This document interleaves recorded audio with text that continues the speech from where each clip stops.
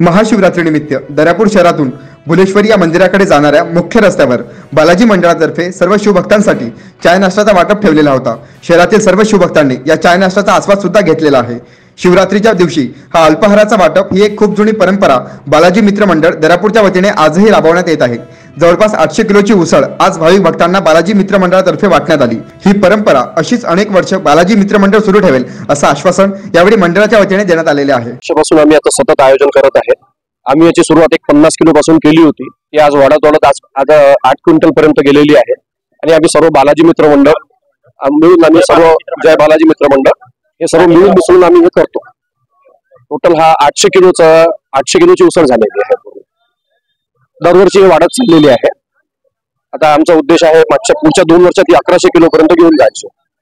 अशाच वेगवान घडामोडी पाहण्यासाठी आताच आमच्या जनविकास न्यूज चॅनलला सबस्क्राइब करा आणि रहा रोज अपडेट।